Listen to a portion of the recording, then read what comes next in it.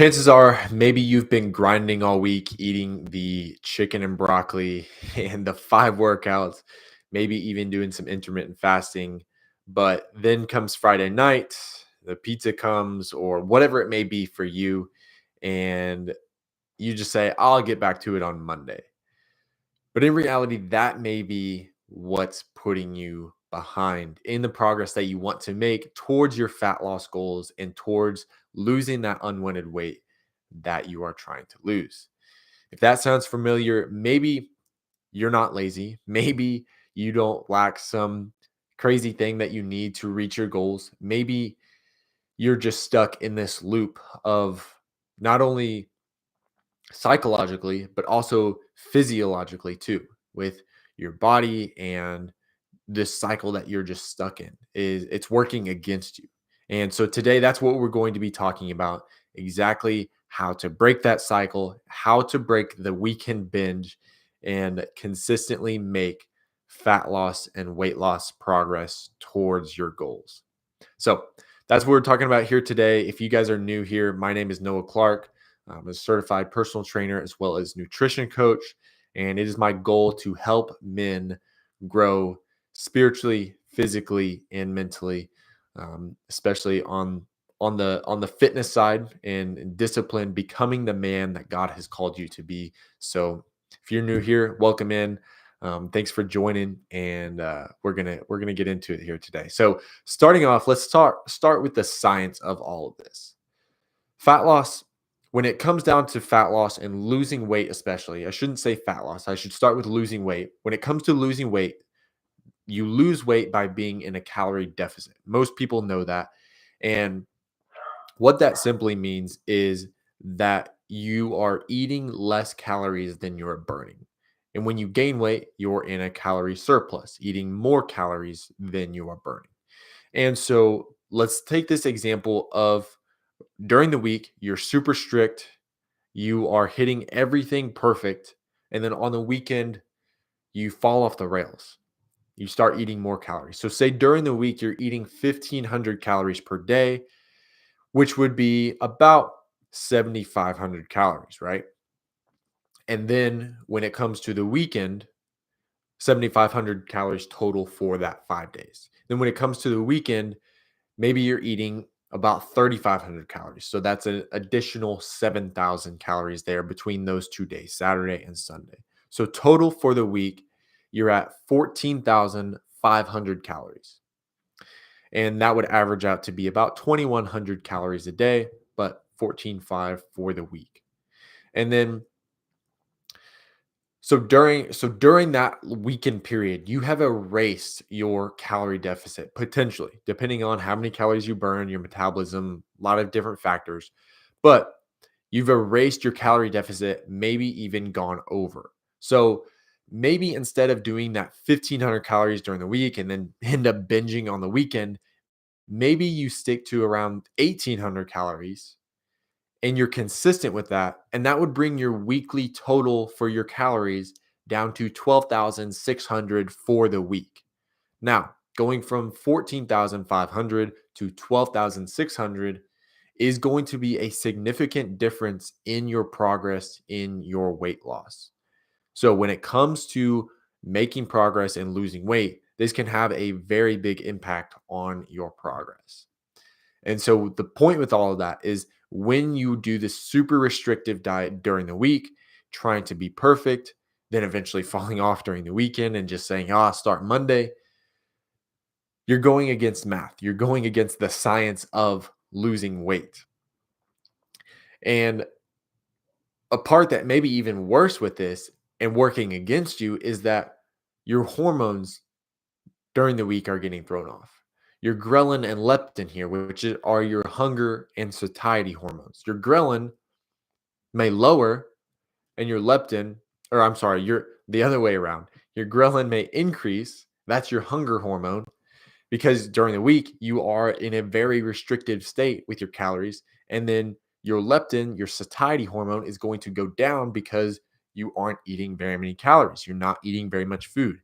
And so then when the weekend comes, you've primed your body in this state of being very hungry and just wanting to binge, not even your mindset or bringing in discipline as a consideration, just your body, you've set it up to binge. So that's a problem. And with all this, I think we do need to consider some other things here too. Before we say, "Oh, just eat, the same amount of calories every day for the whole week," I think we have to consider, okay, where are your hormones such as testosterone and those other hormones that play a big role within your results, whether it be your testosterone or cortisol, things like that. And maybe it's your metabolism as well.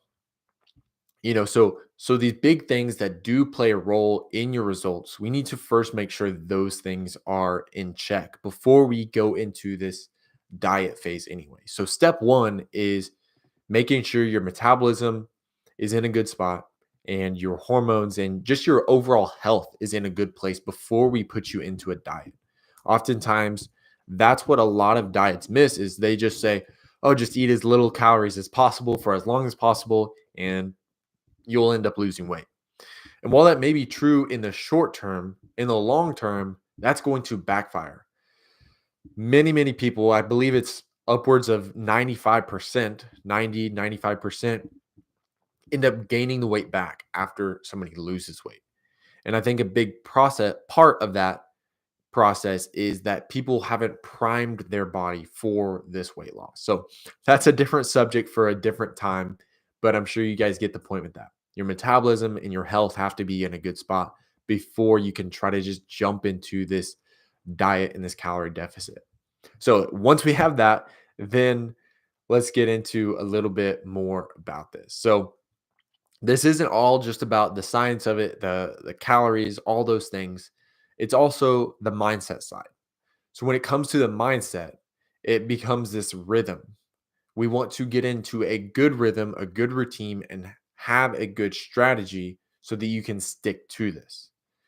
Uh, Oftentimes, when you're in that mindset and that rhythm of restrict and binge, it becomes exactly that. That becomes your normal, and it becomes hard to get out of that. And so breaking that cycle can be super important. It can be difficult, but once you break that cycle and start building the habits, the systems, the routine and rhythm around this new, better habit and lifestyle, it can be very helpful for you. And it oftentimes, yes, it can be hard at first, but once you get into it, it can make your progress easier because it's not as restrictive. It's not bringing guilt on yourself. You plan to have those treats, which we'll get into here later. But my point with all of this is you have to set up your routines, your rhythms, your strategy, and systems to work with you rather than against you. And so it's not just a grind, and it's this mindset of how can I make this as easy as possible? And the truth with all this too is that as a human and as a guy, you're not this machine that can deal with unlimited amount of stress or the emotions, responsibilities, the work, all of the things that you have on your plate, plus try to be absolutely perfect with your nutrition and your fat loss goals. And so being able to go about this in a way that is sustainable where you don't have to be perfect can be life changing for people. And, at the end of the day, like I mentioned in the beginning of this video, we want your routine and rhythm to be one that you can carry out the leadership and the discipline and the calling that God has on your life.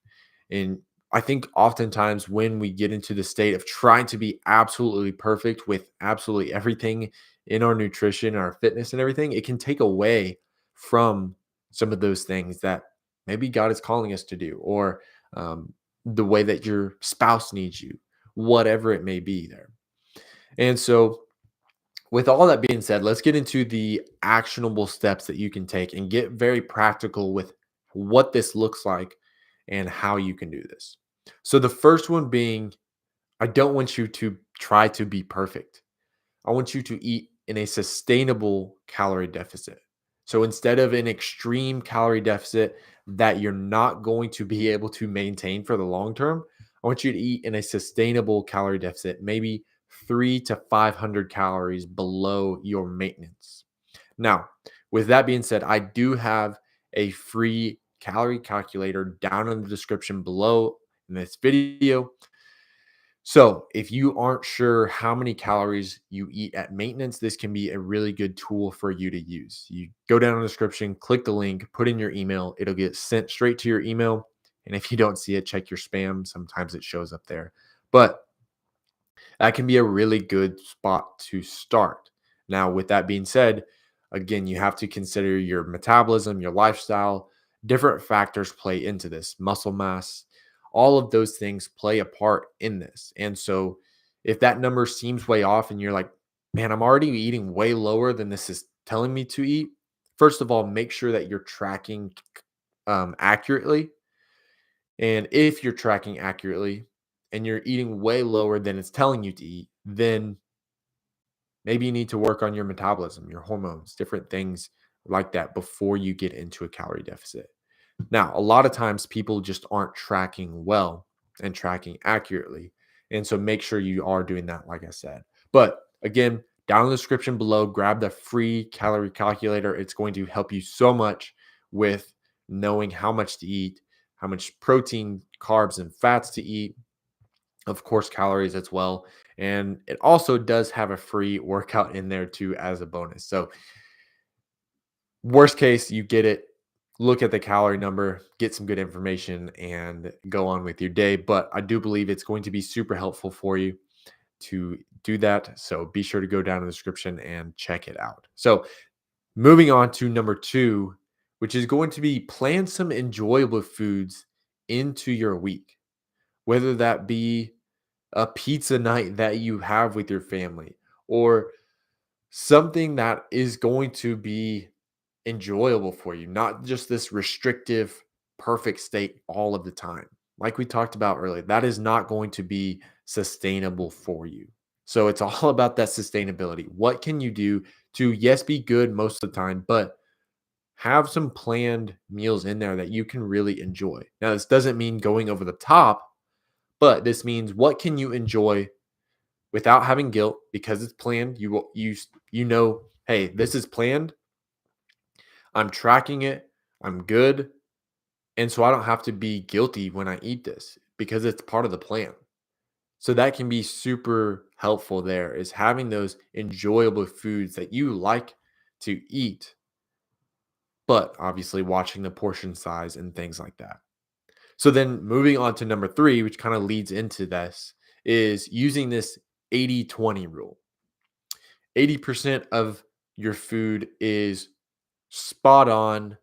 You're good. It's meeting all the goals that you need, high in micronutrients, like, getting your vegetables in, the greens, the protein, all the things, and single ingredient foods. Think about foods that God has made in the purest form.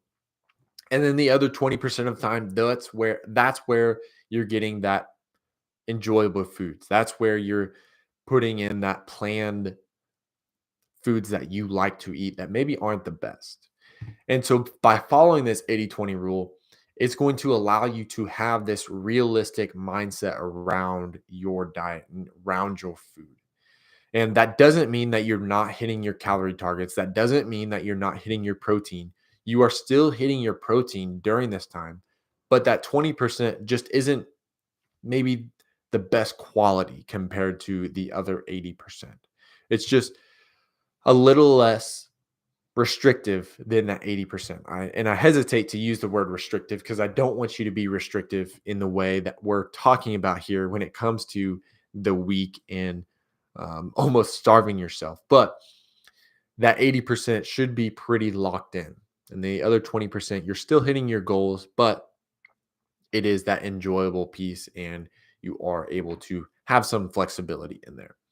And then the fourth and final way is tracking your weekly average with your days, not just tracking the day and saying, oh, this day was a failure or this day was really good, but zooming out a little bit and saying, all right, for the week, I did pretty good. I hit the average that I wanted to. Some days may have been a little bit low, some days may have been a little bit higher, but overall, the week went well. And I tracked and hit my daily average that I wanted to hit. Now, what I like to do with clients here is if their goal is to hit 2,000 calories, just for an example, then I tell them try to hit between 1,900 and 2,100. That's a good range, because very few times you're going to be able to hit exactly 2,000 calories. So as long as you're somewhere between this 1,900 and 2,100, then you're going to be good. And that's going to be a good range for you. Now, again, we want to even zoom out from that and look at the overall weekly average, but that can be a good place to hit on a day-to-day basis. Now, the last thing that I want to talk about here is tracking your food. I mentioned that a little bit earlier, touched on it, but oftentimes we don't really realize that we're going so off track on the weekends if you aren't tracking your food. You're being very restrictive during the week. Probably about how many calories you're eating. Maybe you did meal prep, so And then on the weekend, you're not meal prepping, you're going out to eat, you're doing all the things, and you end up just thinking, I'm not super full. I couldn't have had that much calories. But in reality, those foods that you are eating are super palatable. They're easy to eat a lot of, and you're just unsure of how much you ate in the long term. So, what I like to do is tracking for a certain period. Now, this doesn't have to be something that you do forever, but it can be super useful. And think about it like budgeting. When you budget with money, you have to track what is going in and what is going out. If you're spending more than what is coming in, than what you're making, you're going to be losing money and you're not going to be able to save for whatever you're trying to save for. And if you're bringing in more than you're spending, then that's a good thing, right? You're able to make progress towards your goal of saving. But it's much harder to do that if you're not tracking. So tracking your finances is going to make things a lot easier when it comes to saving for a house or whatever it may be. And the same thing is going to be true with your nutrition. If you're tracking your nutrition, it's going to be a lot easier to go after your goal, to make progress towards your goal, knowing exactly how much is coming in, and then making adjustments based off of data rather than just on how you feel. So, wanted to touch on that there. I think, like I said, I think it is super important.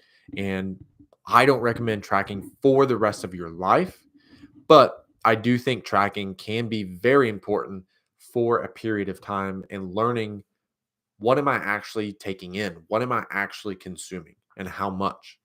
And so, again, I think that's a super good strategy to use and to kind of think through there. Now, with all of that being said, there is hope for you to stop this binge cycle on the weekends. And again, we went over some of those details and went over some of those.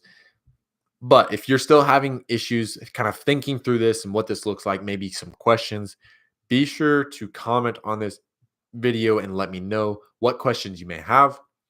And also, if you are interested in one-on-one coaching, there is a link down in the description below to apply for one-on-one coaching as well. So with that being said, guys, thank you for watching this video. I appreciate you guys spending your time here with me today. And be sure to subscribe. Let me know again any questions or what videos you want to see in the future. If you have any ideas or problems that you're facing, I'd be happy to make some content on it. So we will see you guys in the next video and have a blessed day.